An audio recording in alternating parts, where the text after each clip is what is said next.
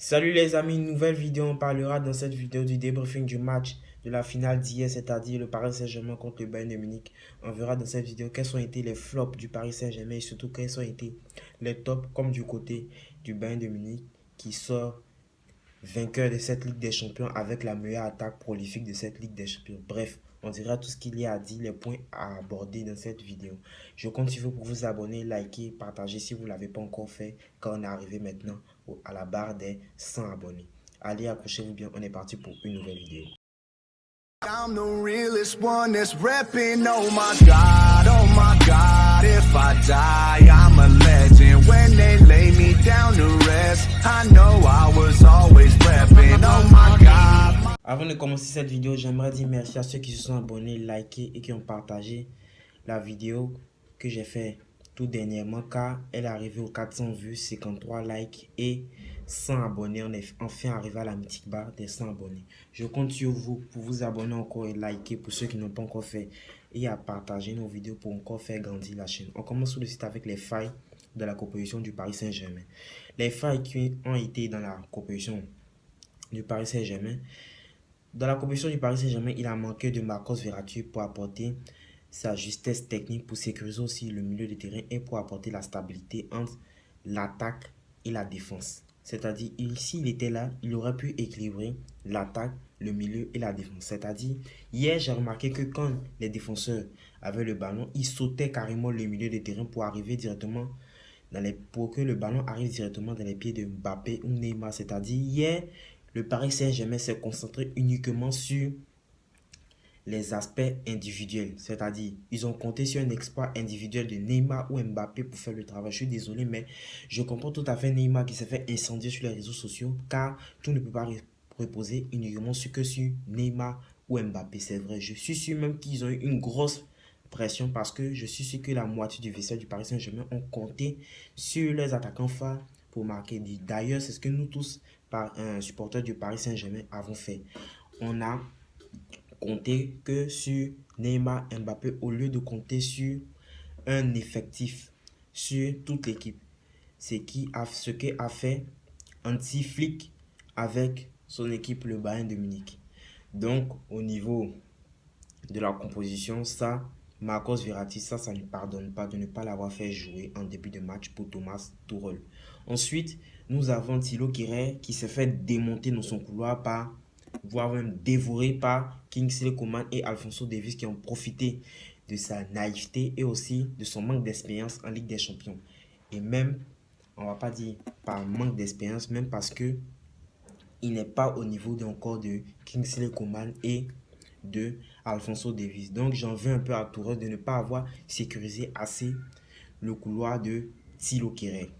Ensuite, en fin de match, pourquoi ne pas avoir fait entrer Icardi qui a beaucoup manqué dans cette composition, voire même dans le match, il a beaucoup manqué car le PSG a eu beaucoup d'occasions de mettre au moins un but et voire même plus. Je pense que si Mauro Icardi avait été là pendant ce match, il y aurait eu voire 2-3 buts pour le Paris Saint-Germain. Pourquoi avoir fait rentrer Choupo-Moting? C'est vrai, il a sauvé le Paris Saint-Germain contre l'Atalanta Bergame. Mais l'Atalanta Bergame et le Bayern de Munich, c'est pas la même équipe. Ils sont carrément opposés.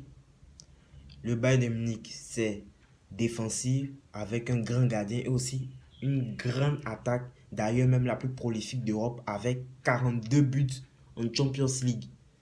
Le deuxième en Champions League avec l'attaque la plus prolifique, c'est bien évidemment le Paris Saint-Germain, mais seulement qu'avec la moyenne au moins de 20 buts. 28 buts, je crois. J'en ai fait la statistique dans la vidéo dernière. Donc, ces choix-là ne pardonnent pas pour Thomas Tuchel.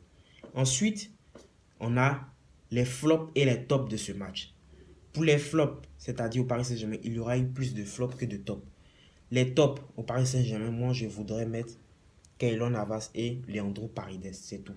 Pour les tops du Paris Saint-Germain. Et le flop du Paris Saint-Germain, c'est bien évidemment Kylian Mbappé et Neymar, car Neymar a perdu 57 ballons.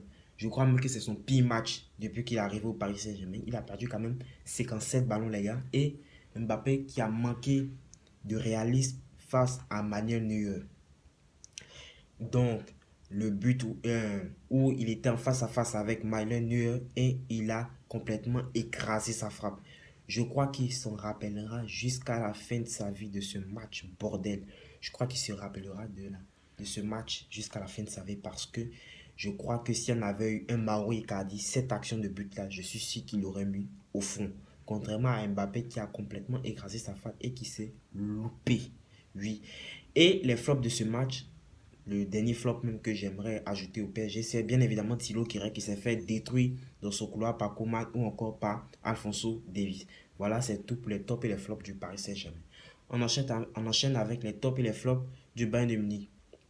Bien évidemment, les tops et les flops du Bayern de Munich, c'est les tops. C'est bien évidemment Goretzka, Thiago Alcantara et ensuite Kingsley Coman et Manuel Neuer. Si je puis dire, il n'y a quasiment pas eu de flop et même il n'y en a pas du côté du Bayern de Munich qui a tout fait parfaitement.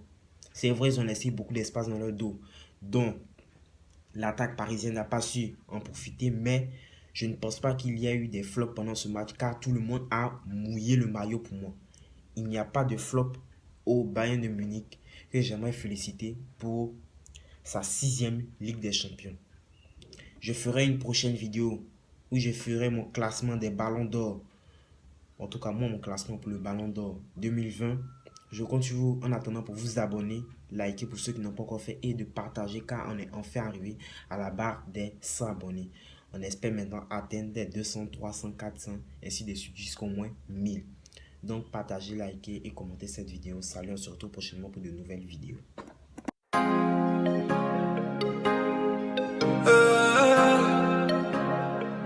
Ooh, no, no, no, no, no.